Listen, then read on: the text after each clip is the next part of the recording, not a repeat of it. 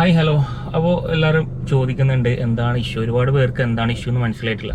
Maruti Suzuki അതുപോലെ ഇൻഡസൊക്കെ ആയിട്ട് എന്താണ് ഇഷ്യൂ എന്നുള്ളത്. അപ്പോൾ അതിൻ്റെ ഒരു ഫുൾ വീഡിയോ ആണ് ഞാൻ ഇന്ന് അപ്ലോഡ് ചെയ്യുന്നത്. ഫുൾ വീഡിയോ മീൻസ് വളരെ ചുരുക്കിയിട്ട് ചെറിയൊരു ലെങ്ത്തിൽ കാര്യങ്ങൾ വിശദമായിട്ട് പറയാനുള്ളത്. അതിൻ്റെ കൂടെ ഒരുപാട് കാര്യങ്ങൾ ചേർക്കാനൊക്കെ ഉണ്ട്. അതൊക്കെ ആവശ്യം വരികയാണെങ്കിൽ നെക്സ്റ്റ് വീഡിയോയിലായിട്ട് അപ്ലോഡ് ചെയ്യും. കാരണം അവർ കോൺടാക്ട് ചെയ്തിട്ടുണ്ടായിരുന്നു. അവർ ഒരുപാട് എന്താ പറയുക, ഒരു തരത്തിൽ യോജിക്കാൻ പറ്റാത്ത കുറച്ച് കാര്യങ്ങളൊക്കെ പറഞ്ഞിട്ടുണ്ടായിരുന്നു. അപ്പോൾ അതിൻ്റെ ഫുൾ റെക്കോർഡ്സ് കാര്യങ്ങളൊക്കെ എൻ്റെ കയ്യിലുണ്ട്. എല്ലാ എവിഡൻസും കാര്യങ്ങളും എൻ്റെ കയ്യിലുണ്ട്. അതായത് ലീഗലായിട്ട് പോകേണ്ടി വന്നാൽ ലീഗലായിട്ട് പോകാനും ഞാൻ തയ്യാറാണ്. എനിക്ക് ഈ ഒരു കംപ്ലയിൻറ്റ്, ഈ ഒരു ഇഷ്യൂ റെഡി ആയി കിട്ടണം. ഞാൻ കൊടുക്കുന്നതിന് മുമ്പ് ഈ ഒരു ശബ്ദം ഉണ്ടായിട്ടില്ല. നിങ്ങൾക്ക് കേൾക്കാൻ പറ്റുമോ ഇല്ലയോ എന്നറിയില്ല. ഇപ്പോൾ നമ്മൾ സ്റ്റിയറിംഗ് തിരിക്കുന്ന സമയത്ത് ഇവിടുന്ന് ഒരു ഒരസുന്നൊരു ശബ്ദമുണ്ട്. ഞാനത് മൈക്ക് വെച്ചിട്ട് നിങ്ങൾക്ക് കേൾപ്പിച്ചു തരാം എന്താണ് ആ ശബ്ദം എന്നുള്ളത്. അതായത് ആ ഒരു ഇൻസ്റ്റാഗ്രാമിൽ ഇട്ടൊരു വീഡിയോ അത്യാവശ്യം റീച്ച് കയറിയിട്ടുണ്ടായിരുന്നു. ശനിയാഴ്ച രാത്രി ഞാൻ വീഡിയോ അപ്ലോഡ് ചെയ്തിട്ടുണ്ടായിരുന്നത്. അപ്പോൾ ഒരുപാട് പേർക്ക് എന്താണ് സംഭവം എന്നൊന്നും മനസ്സിലായിട്ടുണ്ടായില്ല. ജസ്റ്റ് ഒരു അവിടെ നിന്നൊരു കുഴപ്പമാക്കുന്ന വീഡിയോ അതായിരിക്കും നിങ്ങൾ കണ്ടിട്ടുണ്ടാവാം. പിന്നെ ഞാൻ യൂസ് ചെയ്യുന്ന വണ്ടി 2018 ഇറങ്ങി, 2018-19 ഇറങ്ങിയിട്ടുള്ള 3rd ജനറേഷൻ സ്വിഫ്റ്റ്. ഈ ഒരു വേരിയൻറ്റിലുള്ള വണ്ടിയാണ്. പക്ഷേ ഈ ഒരു കംപ്ലയിൻറ്റ്സ് എൻ്റെ വണ്ടിക്ക് മാത്രമല്ല കേട്ടോ. അതായത് ബ്രസ, അതായത് ഞാൻ ഈ വീഡിയോ ഇൻസ്റ്റയിൽ പോസ്റ്റ് ചെയ്ത സമയത്ത് എനിക്ക് ഒരുപാട് പേഴ്സണൽ മെസ്സേജ് വന്നു. അവരുടെ വണ്ടിയുടെ കംപ്ലയിൻറ്റ്സും കാര്യങ്ങളും എനിക്ക് ഇതേ കംപ്ലയിൻറ്റ് എനിക്ക് അവർ അയച്ചു തന്നിട്ടുണ്ട്. അപ്പോൾ ഇതെൻ്റെ മാത്രം പ്രശ്നമല്ല, എല്ലാ വണ്ടിക്ക് പ്രശ്നങ്ങളുണ്ട്. ഒരുപാട് പേർക്ക് അത് റെഡിയായി കിട്ടിയിട്ടുണ്ട്. അപ്പോൾ അവരെന്നോട് എങ്ങനെയാണ് മൂവ് ചെയ്യേണ്ടതെന്നൊക്കെ പറഞ്ഞു തന്നിട്ടുണ്ട്. അപ്പോൾ ആ രീതിയിൽ ഞാൻ മൂവ് ചെയ്യാൻ വേണ്ടിയിട്ട് പോവാണ്. അപ്പോൾ നിങ്ങൾക്ക് ഈ വീഡിയോ ഉണ്ടെങ്കിൽ നിങ്ങൾക്ക് ഈ പ്രശ്നം ഉണ്ടെങ്കിൽ നിങ്ങൾക്ക് അതുപോലെ മൂവ് ചെയ്യാം. ഓക്കെ. അപ്പോൾ ഇപ്പോൾ എൻ്റെ അറിവിൽ വന്നിട്ടുള്ളത് സ്വിഫ്റ്റ്, അതുപോലെ സ്വിഫ്റ്റ് ഡിസയർ, ബെലാനോ, വാഗ്നർ ഇന്നലെ കേട്ടോ ഒരു ആൾ എനിക്ക് അയച്ചത്. ഒരുപാട് മെസ്സേജ് ഞാൻ നോക്കാൻ ബാക്കിയുണ്ട്. അത്രയും മെസ്സേജസാണ്. അവരൊക്കെ അതിൻ്റെ ഫുൾ ഡീറ്റെയിൽ ആയിട്ട് എനിക്ക് വോയിസ് ഇട്ട് തന്നിട്ടുണ്ട്. അപ്പോൾ അതൊക്കെ കേൾക്കുമ്പം ഒരുപാട് ടൈം എടുക്കുന്നുണ്ട്. അപ്പോൾ ഇതിന് പുറമെ ഇപ്പോൾ ബ്രസക്ക് ഈ കംപ്ലയിൻ്റ് ഉണ്ട്. അപ്പോൾ എനിക്ക് തോന്നുന്നത് ഇവർ ഏറ്റവും കൂടുതൽ ഇറക്കുന്ന വണ്ടികൾക്കാണ് ഈ ഒരു കംപ്ലയിൻറ്റ് വരുന്നതെന്നാണ്. അതായത് ഇപ്പോൾ ഒരുപാട് സ്വിഫ്റ്റ് ഇറങ്ങിയിട്ടുണ്ട്, അതുപോലെ ഡിസയർ ഇറങ്ങിയിട്ടുണ്ട്, ബെലാനോ ഇറങ്ങിയിട്ടുണ്ട്, ബ്രസ ഇറങ്ങിയിട്ട് ഒരു നാൾ മൊത്തം ബ്രസയാണ്. അപ്പോൾ എനിക്ക് തോന്നുന്നു നെക്സ്റ്റ് വരാൻ പോകുന്നുള്ളത് ഫ്രോങ്സിനായിരിക്കും. ഈ ഒരു ഇഷ്യൂ വരികയാണെങ്കിൽ ഞാൻ കൺഫേം ആയിട്ട് പറയുന്നില്ല. കാരണം അവിടുത്തെ ഒരു എക്സിക്യൂട്ടീവ് എന്നെ വിളിച്ച സമയത്ത് ആൾ പറഞ്ഞു ഇപ്പോൾ വരുന്ന വണ്ടിക്ക് പ്രശ്നമില്ല. ആദ്യം അവരൊരു തരത്തിലും സമ്മതിച്ചു തന്നിട്ടില്ല. എൻ്റെ പ്രശ്നമാക്കിയിട്ടാണ് മാറ്റിയത്. അവസാനം അവരുടെ എന്താ പറയുക, അവർ സംസാരത്തിൽ തന്നെ അവരുടെ സംഭവങ്ങൾ എല്ലാം കുറച്ചായിട്ട് പുറത്ത് വന്നിട്ടുണ്ട്. അപ്പോൾ എല്ലാത്തിൻ്റെ എവിഡൻസ് എൻ്റെ കയ്യിലുണ്ട്. ഓക്കെ. അപ്പോൾ ഈ വണ്ടിയൊക്കെ ഉള്ള ആൾ, മാരുതി സുസുക്കിയിൽ നിന്ന് വണ്ടി എടുത്തിട്ടുള്ള ആൾ ഒന്ന് നോക്കിക്കോ. നമ്മൾ എത്ര നീറ്റായിട്ട് വണ്ടി നോക്കിക്കഴിഞ്ഞാലും ഇങ്ങനെ ഒരു പണി കിട്ടും. പിന്നെ അതുപോലെ ആൾ പറഞ്ഞിട്ടുണ്ടായിരുന്നു ഒരു വണ്ടിയുടെ ലൈഫ് പറയുന്നത് 5 വർഷമാണ്. ഇവർ വണ്ടി എടുക്കാൻ പോകുന്ന സമയത്ത് ഈ 5 വർഷം എന്നുള്ളത് പറയുമോ? ഇല്ല. പക്ഷെ 5 വർഷമല്ല, നമുക്ക് രജിസ്ട്രേഷൻ തന്നെ 15 വർഷം കിട്ടുന്നുണ്ട്. അപ്പോൾ ഞാൻ ഗൂഗിൾ ചെക്ക് ചെയ്ത സമയത്ത് മാരുതി സുസുക്കിൻ്റെത് 12 to 20 years ആണ് കാണിക്കുന്നുള്ളത്. നല്ല രീതിയിൽ നോക്കുകയാണെങ്കിൽ എന്തായാലും 12 വർഷം ഈ വണ്ടി ഓടണം. Okay, minimum. അതുപോലെ ടൊയോട്ടനെ നോക്കുമ്പോൾ ഇതിനേക്കാളും കാണിക്കുന്നുണ്ട് 15 to 25 years, ലൈക്ക് അങ്ങനെ എന്തോ ആണ്. അപ്പോൾ എല്ലാവരും ചോദിക്കുന്നുണ്ട് എന്താണ് മാരുതി സുസുക്കി ഇൻഡിവിജ്വലായിട്ട് എന്താണ് ഇഷ്യൂ എന്നുള്ളത്. അപ്പോൾ ആ ഇഷ്യൂ കാണിക്കാൻ വേണ്ടിയിട്ടാണ് ഞാൻ ഇങ്ങനെ ഒരു വീഡിയോ എടുക്കുന്നത്. അപ്പോൾ എനിക്ക് കറക്റ്റ് മനസ്സിലാവും. ഒരു വണ്ടിക്ക് മെയിനായിട്ട് വേണ്ട ഒരു സംഭവമാണ് ടയറും അതുപോലെ സ്റ്റിയറിംഗ് ഉണ്ടെങ്കിൽ നമുക്ക് തിരിക്കാനും വളക്കാനൊക്കെ പറ്റും. അപ്പോൾ അതൊരു കാരണവശാലും അതിന് ഒരു എന്താ പറയുക, ഒരു ഡാമേജ് സംഭവിക്കാൻ പാടില്ല. സേഫ്റ്റിയെ ബാധിക്കുന്ന ഒരു കാര്യമാണ്. അപ്പോൾ ഇവിടുന്ന് ഒരു വളവ് തിരിക്കുകയാണ് കേട്ടോ. സ്റ്റിയറിങ് ഒടിച്ചു. ഇത് റിട്ടേൺ വരില്ല, അവിടെ തന്നെ നിൽക്കും. നമ്മൾ തന്നെ റിട്ടേൺ തിരിക്കണം. ഇതിൻ്റെ ഒരു മാനുഫാക്ചറിങ് ഡിഫക്റ്റ് ആണ് എന്നാണ് ഞാൻ പുറത്തൊരുപാട് ഷോപ്പിൽ ഞാൻ കാണിച്ചിട്ടുണ്ടായിരുന്നു. അപ്പോൾ ഈ കംപ്ലയിൻറ്റിനെ കുറിച്ചിട്ട് പറയാനാണ്. അപ്പോൾ ഈ വീഡിയോ കാണുമ്പോൾ തന്നെ നിങ്ങൾക്ക് മനസ്സിലാവും എന്താണ് കംപ്ലയിൻറ്റ് എന്നൊക്കെ, എന്താണ് ഇഷ്യൂ എന്ന് നിങ്ങൾക്ക് മനസ്സിലാവും. അപ്പോൾ ഒരാഴ്ച മുമ്പാണ് ഞാൻ വണ്ടി സർവീസിന് വെച്ചിട്ടുണ്ടായിരുന്നത്. മാവുങ്കാലുള്ള ഇൻഡ്യൂസിലാണ് ഞാൻ വണ്ടി സർവീസിലേക്ക് വെച്ചത്. അങ്ങനെ അവർ മേജർ സർവീസ് ആണെന്നൊക്കെ പറഞ്ഞ് ഒരുപാട് എമൗണ്ട് ആയി. അതിന് പുറമെ കുറേ പാർട്സൊക്കെ ഇവർ മെയിനായിട്ട് നമ്മൾ സർവീസിന് വെച്ച് കഴിഞ്ഞാൽ വിളിച്ചു പറഞ്ഞാൽ ഇന്ന പാർട്സൊക്കെ മാറ്റണം. അതിനൊക്കെ കംപ്ലയിൻറ്റ് വന്നിട്ടുണ്ടെങ്കിൽ അതൊക്കെ മാറ്റി അത്യാവശ്യം നല്ല എമൗണ്ട് കൊടുത്തിട്ടാണ് 1 week മുന്നേ ഞാൻ ഇത് സർവീസ് ചെയ്തിട്ടുള്ളത്. അപ്പോൾ അത് കഴിഞ്ഞിട്ട് ആ സമയത്ത് ഞാൻ പറഞ്ഞിട്ടുണ്ടായിരുന്നു സ്റ്റിയറിംഗ് ചെറിയൊരു ടൈറ്റ് ഉണ്ട്, റിട്ടേൺ വരുന്നില്ല എന്നുള്ളത്. അപ്പോൾ അത് സർവീസ് ചെയ്യണമെന്ന് പറഞ്ഞു. അങ്ങനെ ഇവർ 2 ദിവസം കഴിഞ്ഞിട്ട് ഇവരെ കസ്റ്റമർ സർവീസിനെ വിളിച്ച് ചോദിക്കുമല്ലോ, എക്സലൻറ്റ് കൊടുക്കട്ടെ, ഗുഡ് കൊടുക്കണം, എക്സലൻറ്റ് കൊടുക്കണമെന്നൊക്കെ. ഞാൻ ഈ കംപ്ലൈൻറ്റ് പറഞ്ഞു. അപ്പോൾ പറഞ്ഞു നിങ്ങൾ കൊണ്ടുവന്നോ. അപ്പോൾ ഞാൻ ചോദിച്ചു പേയ്മെൻറ്റ് കാര്യങ്ങളാവോ. പേയ്മെൻറ്റ് ആവില്ല, അതിൽ എന്തെങ്കിലും പാർട്സ് മാറ്റാണെങ്കിൽ മാത്രം പേയ്മെൻറ്റ് വരുള്ളൂ എന്ന് പറഞ്ഞു. ഞാൻ ആ വണ്ടി കൊണ്ടു കൊടുത്തിട്ട് അവർ പറഞ്ഞു ഇതിന് പേയ്മെൻറ്റ് ആവും 3500 രൂപ ആവും എന്ന് പറഞ്ഞു. അങ്ങനെ കുറേ അങ്ങോട്ടും ഇങ്ങോട്ടും സംസാരിച്ച അവസാനം 500 രൂപ കുറച്ച് തരാം, 3000 ചെയ്ത് തരാമെന്ന് പറഞ്ഞു. ഓക്കെ, ഞാൻ എന്തായാലും ഇപ്പോൾ ഒരു ട്രിപ്പൊക്കെ പോകണമെന്ന് വിചാരിച്ചിട്ട് നിൽക്കുന്നതായിരുന്നു.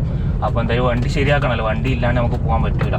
അപ്പോൾ അങ്ങനെ ഞാൻ ഈ സർവീസിന് വെക്കാമെന്ന് വിചാരിച്ചു. സർവീസിന് വെച്ചു. 3 ദിവസം എടുത്തു. 3 ദിവസം കഴിഞ്ഞാൽ 2 ദിവസം കഴിഞ്ഞിട്ടാണ് അവർ ജോബ് കാർഡ് എൻ്റെ ഫോണിലേക്ക് വന്നത്. അവർ വണ്ടി സർവീസിലേക്ക് എടുത്തത്. അപ്പോൾ അവർ പറഞ്ഞു ഒരുപാട് വണ്ടി കാര്യങ്ങളുണ്ടായിരുന്നു. അതെന്തോ ആയിക്കോട്ടെ, എനിക്ക് ഈ ഒരു സാധനം റെഡിയായി കിട്ടിയാൽ മതി, അത്ര മാത്രമേ ഉണ്ടായിട്ടുള്ളൂ. അങ്ങനെ അവർ വിളിച്ചു പറഞ്ഞു അത് റെഡി ആവില്ല എന്ന് പറഞ്ഞു. അങ്ങനെ അവർ സ്റ്റിയറിംഗ് കോളം ഇതിൻ്റെ അകത്ത് റിപ്പയർ ചെയ്തതാണ്. അങ്ങനെ അവിടെ അടുത്ത് പേയ്മെൻ്റൊക്കെ കൊടുത്ത് അവിടെ പോയി വിളിച്ചിട്ട് അവിടെ പോയിട്ട് അവരെനിക്ക് തന്ന റെസിപ്റ്റാണിത്. ഇതിൽ എഴുതിയിട്ടുണ്ടാവുക AMC സർവീസിന് മാത്രമാണ്.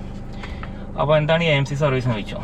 അപ്പോൾ അവർ പറഞ്ഞത് സർവീസിൻ്റെ, അതായത് AMC സർവീസ് ഞാൻ അറിഞ്ഞത് എന്താണെന്ന് വെച്ചാൽ വണ്ടിയുടെ എന്ത് സർവീസ് ചെയ്താലും അത് AMC സർവീസ് എന്നാണ് വരാം. അപ്പോൾ ഞാൻ പറഞ്ഞു ഇതിങ്ങനെ പോരാ, ഇതിൽ എന്താണ് സർവീസ് ചെയ്തതെന്ന് വേണം. ഞാൻ പറഞ്ഞു, അവർ പറഞ്ഞു അത് പറ്റൂല, നമ്മുടെ കോഡാണിത്, ഈ കോഡ് വെച്ചിട്ടാണ് എല്ലാ സർവീസ് സെൻ്ററിലും പോകാന്നുള്ളത്. അപ്പോൾ നമ്മൾ നാളെ ലീഗലായിട്ട് പോവുകയാണെങ്കിൽ നമുക്ക് ഈ ഒരു റെസിപ്റ്റ് വെച്ചിട്ടൊന്നും ചെയ്യാൻ പറ്റൂല. കാരണം ഇതിൽ AMC സർവീസിനുകൾ അവർ പറയും നമ്മൾ സ്റ്റിയറിംഗ് റിപ്പയർ ചെയ്തിട്ടില്ല എന്ന് പറയും. കാരണം റിപ്പയർ ചെയ്തിട്ടും ശരിയായിട്ടില്ല. ഇത് ഞാൻ പേയ്മെൻറ്റ് കൊടുത്തിട്ടുണ്ട് കേട്ടോ, 2950 ഞാൻ പേയ്മെൻറ്റ് ചെയ്തിട്ടുണ്ട്, 2950. അതെന്താണ് സർവീസ് ചെയ്ത് സ്റ്റിയറിംഗ് കോളം. എന്നിട്ട് എന്ത് സംഭവിച്ചു, സ്റ്റിയറിംഗ് കോളം മുന്നത്തേക്കാൾ ഒരു സൗണ്ട് വന്നിട്ട് ഞാൻ കൊടുക്കുന്നതിന് മുമ്പ് സൗണ്ട് ഉണ്ടായിട്ടില്ല. സംഭവം എന്താ വെച്ചാൽ അവർ ടൈറ്റ് ചെയ്താണെന്ന് തോന്നുന്നു.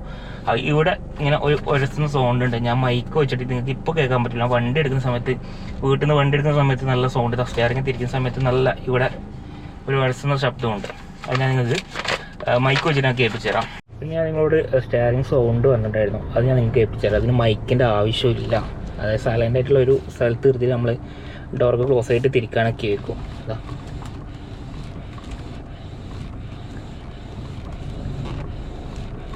എവിടെയോ ഇങ്ങനെ ഒരു ടൈറ്റായിട്ട് വരസുന്ന ഒരു ശബ്ദം കേട്ടോ. ഇത് ഞാൻ കൊടുക്കുന്നവരുണ്ടായിട്ടില്ല. പിന്നെ നമ്മളിവിടെ കൊടുത്തു കഴിഞ്ഞാൽ നമുക്ക് അറിയാത്ത പല കംപ്ലയിൻസും അവർ കണ്ടുപിടിക്കും. നമ്മൾ ഇത്രയും വർഷമായിട്ട് വണ്ടി ഓടിക്കുന്ന നമുക്ക് അറിയാത്തൊരു രോഗം ഇപ്പോൾ ഡോക്ടറെ അടുത്ത് എത്തിക്കഴിഞ്ഞാൽ കണ്ടെത്തുന്ന പോലെയാണ്. പക്ഷേ ഇത് രോഗം ഉണ്ടാക്കി തന്നതിനാണ് അവർ നമ്മളോട് പേയ്മെൻറ്റ് വാങ്ങിയത്. റെഡിയാക്കിത്തരാം എന്ന് പറഞ്ഞ് പേയ്മെൻറ്റ് വാങ്ങിയിട്ട് ഉള്ളത് കൂടി തകരാറിലാക്കുകയാണ് ചെയ്തത്. നിങ്ങളോട് പറയാനുള്ളത്, നിങ്ങൾക്ക് ആരുടെ ശത്രുത എന്തെങ്കിലും കാര്യങ്ങൾ പക വീട്ടാനുണ്ടെങ്കിൽ നിങ്ങൾ മാരുതി സുസുക്കിൻ്റെ ഒരു 5 വർഷം കഴിഞ്ഞ ഒരു വണ്ടി എടുക്കുക, ഈ കംപ്ലയിൻസിൽപ്പെട്ട വണ്ടികൾ എടുക്കുക, അവർക്ക് കൊടുക്കുക. അപ്പോൾ അവർക്ക് നിങ്ങളോടുള്ള പക തീരും. കാരണം ഒരു വണ്ടി കിട്ടി നിങ്ങൾ ഗിഫ്റ്റായിട്ട് കൊടുത്തെന്ന് വിചാരിച്ചിട്ട് അവർക്ക് നിങ്ങളോടുള്ള എല്ലാ ദേഷ്യവും തീരും ചെയ്യും. നിങ്ങൾക്ക് അവരോട് പക വീട്ടാനും പറ്റും. അതെങ്ങനെയാണെന്ന് വെച്ചാൽ അവർ ഈ ഒരു വണ്ടി, ഇങ്ങനെയുള്ളൊരു വണ്ടി 2-3 മാസം യൂസ് ചെയ്യുമ്പോൾ തന്നെ അവരുടെ കൈയും കാലൊക്കെ ഒടിഞ്ഞ് കിടപ്പിലാവും. അപ്പോൾ അങ്ങനെ ഒരു എന്താ പറയുക ഗുണം, പക വീട്ടാനുള്ള ഒരു ഗുണം നമ്മുടെ ഈ ഒരു മാരുതി സുസുക്കിൻ്റെ ഇങ്ങനെയുള്ള വണ്ടികൾക്കൊക്കെ ഉണ്ട്. പിന്നെ അതുപോലെ എന്നിട്ട് ഞാൻ അവിടുന്ന് ഞാൻ പറഞ്ഞു എനിക്കിത് എഴുതി തരണം, സ്റ്റിയറിംഗ് കോർണർ റിപ്പയറിങ് നിങ്ങൾ എഴുതി തരണം എന്ന് പറഞ്ഞു. അപ്പോൾ ആദ്യം അവർ സമ്മതിച്ചിട്ടില്ല. അവർ പറഞ്ഞ വീഡിയോ എടുക്കാൻ പറ്റൂല, ഇത് എഴുതി തരാൻ പറ്റൂല, സിഗ്നേച്ചർ ഇടാൻ പറ്റൂല, സീൽ വെക്കാൻ പറ്റൂല. ഞാൻ പേയ്മെൻറ്റ് കൊടുക്കുമ്പോൾ എനിക്ക് വേണ്ട ഡോക്യുമെൻറ്റ്സ്, പ്രൂഫ് എനിക്ക് അവർ തരേണ്ട അവർ ഉത്തരവാദിത്വമാണ്. അത് അവിടെ തന്നെ ഉള്ള സ്റ്റാഫ് എന്നെ കോൺടാക്ട് ചെയ്തപ്പോൾ ഞാൻ പറഞ്ഞപ്പോൾ അവർ ഓക്കെ പറഞ്ഞതാണ്, അത് തരേണ്ടതാണ്, നിങ്ങൾ പേയ്മെൻറ്റ് കൊടുത്തതല്ലേ എന്ന്. അങ്ങനെ ഞാൻ വീഡിയോ എടുത്തു. അപ്പോൾ അവർ സ്റ്റിയറിംഗ് കോളർ റിപ്പയറിങ് എഴുതി, എന്നിട്ട് അതിന് മുകളിൽ ഞാൻ സീൽ വെപ്പിച്ചു. അപ്പോൾ അതിൻ്റെ വീഡിയോ നാളെ പിറ്റേന്ന് ഇത് നമ്മളാണ് എഴുതിയത്, നമ്മളാണ് സീൽ വെച്ചെന്ന് പറയാൻ പാടില്ലല്ലോ. അപ്പോൾ അതിൻ്റെ വീഡിയോ ഞാൻ എടുത്തിട്ടുണ്ട്, അത് ഞാൻ ഇതിൽ ആഡ് ചെയ്യുന്നുണ്ട്. അതേപോലെ ഇത് എന്തിനാണെന്നുള്ളത് എഴുതി മതി. അതറിയാം, നിങ്ങൾ എഴുതിയാൽ മതി. എന്ത് കംപ്ലൈന്റ് ചെയ്തെന്ന് അറിയിക്കണ്ടേ? നമ്മൾ പേയ്മെന്റ് വരുമ്പോൾ നമുക്ക് വേണ്ട പ്രൂഫ് നിങ്ങൾ തരണമല്ലോ. നിങ്ങളെ ബില്ല് വിടും. 50,000 ഓടിയ വണ്ടി ഷോക്കത്തിൽ കയറ്റിയേക്കേണ്ട അവസ്ഥയാണ് ഇപ്പോൾ. സ്റ്റിയറിംഗ് റെഡി ആവില്ല. ഗൾഫിലാണ് ആള്, എങ്ങോട്ട് ഓടിയിട്ടില്ല. അതാണ് മെയിൻ ആയിട്ട്. സ്റ്റിയറിംഗ് കോളം റിപ്പയർ ചെയ്തിരുന്നു. കസ്റ്റമർ ഇത് AMCൻ്റെ കോളേജില്ലേ, AMC അല്ലേ ഇല്ലത്. അപ്പോൾ സ്റ്റിയറിംഗ് കോളം റിപ്പയർ ചെയ്യുന്ന പറഞ്ഞിട്ട് എഴുതി കൊടുക്കാൻ പറഞ്ഞു, ഈ സൈൻ ഇട്ട് കൊടുക്കണം എന്ന് പറഞ്ഞു. ഏത് കാരണം റെഡി ആയിട്ടില്ലല്ലോ, അപ്പം നമുക്ക് അതിൻ്റെ പ്രൂഫ് വേണം. അതിപ്പോൾ ചെയ്തിട്ടും സ്റ്റിയറിംഗ് റിട്ടേൺ വരുന്നില്ല. അതാ റിട്ടേൺ വരുന്നില്ലെങ്കിൽ നമുക്ക് അതിൻ്റെ ഒരു പ്രൂഫ് ആണല്ലോ, ചെയ്തെന്നുള്ള പ്രൂഫാണ്. Baleno Swift Dzire same complaint ആണ്. സ്റ്റിയറിംഗ് 50,000 കിലോമീറ്റർ അതിന് റിട്ടേൺ വരില്ല. ഇതിന് വേറെ സീൽ വെച്ചാലൊന്നും മതി. അതിന് മുകളിൽ സീൽ വെച്ചാൽ സീൽ വെച്ചാൽ മതി, സൈൻ വേണ്ട. അല്ല ഞങ്ങൾ എഴുതി ചേർത്താന്ന് നിങ്ങൾ പറഞ്ഞു കഴിഞ്ഞാൽ ബുദ്ധിമുട്ടാവില്ല, അതുകൊണ്ടാണ്. നിങ്ങൾ പ്രൈസും കാര്യമൊന്നും കാണിക്കുന്നില്ലല്ലോ, കുഴപ്പമില്ലല്ലോ. സുസുക്കിന്റെ എല്ലാ വണ്ടി 50,000 കിലോമീറ്റർ ഓടിയ വണ്ടി സ്റ്റിയറിംഗ് റിട്ടേൺ തിരിഞ്ഞില്ല. പിന്നെ ഇനി അങ്ങോട്ട് കയറ്റേണ്ട അവസ്ഥയാണ്. അതുകൊണ്ട് സ്റ്റിയറിംഗ് കോളം മൊത്തത്തിൽ മാറണം എന്നാണ് നിങ്ങൾ പറയുന്നത്. പിന്നെ എയർപോർട്ടിൽ റെഡി ആവില്ല എന്നല്ല പറഞ്ഞോ, റെഡി ആവില്ല എന്നല്ല പറഞ്ഞത്. നിങ്ങൾ കാര്യം അതിന് മുകളിൽ സീൽ വെച്ചെന്നാൽ മതി. നമ്മൾ ഇപ്പോൾ വർക്ക് ചെയ്തല്ലേ, സീൽ വെച്ചെന്നാൽ മതി, വേറെ പ്രശ്നമൊന്നുമില്ല. ഇതാണ് വർക്ക് ചെയ്ത് പറഞ്ഞിട്ട് സീൽ വെച്ചാൽ മതി. സംഭവം ഒന്നുമല്ല, ഞാൻ പേയ്മെന്റ് കൊടുത്തു, എനിക്ക് ഈ സംഭവം ക്ലിയർ ആയി കിട്ടിയിട്ടില്ല. ഇത് ഞാൻ ഇവിടെ പുറത്ത് ഗ്യാരേജിൽ കുറേ ഗ്യാരേജ്, അതായത് ഈ ഷോറൂമിൻ്റെ അകത്തുള്ളവർക്കായിട്ട് നന്നായിട്ട് പണി അറിയാൻ പുറത്തുള്ള ഗ്യാരേജുള്ളവർക്കാണ്. അപ്പോൾ അവർ പറഞ്ഞു ഇത് സ്വിഫ്റ്റ്, വാഗ്നർ, ബലേനോ, ഡിസയർ ഇതിനൊക്കെ ഈ ഒരു മാനുഫാക്ചറിങ് ഡിഫക്റ്റ് മൂലം ഉണ്ടാകുന്ന ഒരു കംപ്ലൈൻ്റ് ആണ്. അപ്പോൾ അവരൊരു കാരണവശാലും ഇപ്പം ഞാൻ ശനിയാഴ്ച രാത്രിയാണ് വീഡിയോ ഇട്ടത്, അതായത് വണ്ടി കിട്ടിയിട്ട് അന്ന് രാത്രി വീഡിയോ ഇട്ടു. സൺഡേ ഹോളിഡേ എന്ന് പറയാം. മൺഡേ എന്നൊരു മാനേജർ വിളിക്കാമെന്ന് പറഞ്ഞ് ഇതുവരെ വിളിച്ചിട്ടൊന്നുമില്ല. അപ്പോൾ അവരുടെ ഭാഗത്തുനിന്ന് റെസ്പോൺസും ഇല്ല. അപ്പോൾ ഞാനിപ്പോൾ ഇവരുടെ ഡൽഹി ഹെഡ് ഓഫീസിലേക്ക് ഞാൻ മെയിൽ ചെയ്യാൻ വേണ്ടിയിട്ട് പോവാണ്. അപ്പോൾ ഒരുപാട് പേര്, അതായത് എല്ലാവർക്കും ഈ ഒരു കംപ്ലയിൻറ്റ് വന്നിട്ടുണ്ട്. അപ്പോൾ തന്നെ നമുക്ക് മനസ്സിലാക്കാൻ പറ്റുന്നുള്ളൂ ഇതൊരു മാനുഫാക്ചറിങ് ഡിഫക്റ്റ് ആണ് മാരുതി സുസുക്കിൻ്റെ ഭാഗത്തുനിന്ന്. ഒന്നെങ്കിൽ അവരത് സോൾവ് ചെയ്ത് തരാം, അല്ലെങ്കിൽ ഫ്രീ കോസ്റ്റിൽ അവർ ആ പാർട്സ്, അതായത് സ്റ്റിയറിംഗ് കോളം മൊത്തത്തിൽ മാറേണ്ടി വരും. അറൗണ്ട് 50,000, അതായത് 50,000 അടുത്ത് റേറ്റ് വരും എന്നാണ് എനിക്ക് തോന്നുന്നത്. കാരണം സ്റ്റിയറിംഗ് കോളത്തിന് മാത്രം 30,000 ഉണ്ട്. അപ്പോൾ അത് അവർ ഫ്രീ കോസ്റ്റ് ചെയ്ത് കൊടുക്കേണ്ട ഒരുപാട് പേർക്ക് ചെയ്ത് കൊടുത്തിട്ടുണ്ട് കേട്ടോ. അതായത് വാറണ്ടി കഴിഞ്ഞ വണ്ടിക്കും അവർ ചെയ്ത് കൊടുത്തിട്ടുണ്ട്. കാരണം ഇതുപോലെ പ്രശ്നങ്ങൾ ഉണ്ടാക്കി ലീഗലായിട്ട് പോകുകയാണെങ്കിൽ നമുക്ക് ചെയ്ത് കിട്ടും എന്നാണ് എൻ്റെ പ്രതീക്ഷ. അപ്പം മുന്നോട്ട് തന്നെ ഞാനിപ്പം നിങ്ങൾ യൂട്യൂബിൽ നോക്കുകയാണെങ്കിൽ മനസ്സിലാവും, ഞാൻ ബോംബെയിൽ നിന്ന് നാട്ടിലേക്ക് വരുന്ന വീഡിയോസൊക്കെ ഇട്ടുകൊണ്ടിരിക്കുകയാണ്. അതിൻ്റെ ഇടയിലാണ് ഈ ഒരു പ്രശ്നം വന്നിട്ടുള്ളത്. എന്തായാലും ഞാൻ വിട്ടുകൊടുക്കാൻ തയ്യാറായിട്ടില്ല ഇതുവരെ. അപ്പോൾ എനിക്ക് വേറൊന്നും വേണ്ട, എനിക്കൊരു പ്രശ്നത്തിന് പോകണമെന്നൊന്നുമില്ല. എനിക്ക് ഈ സ്റ്റെയറിങ് മെയിനായിട്ടൊരു വണ്ടിക്ക് വേണ്ട ഈ സ്റ്റെയറിങ് സേഫ്റ്റിയെ ബാധിക്കുന്ന കാര്യമാണ്. ഇതെനിക്ക് റെഡിയായി കിട്ടിയാൽ മതി.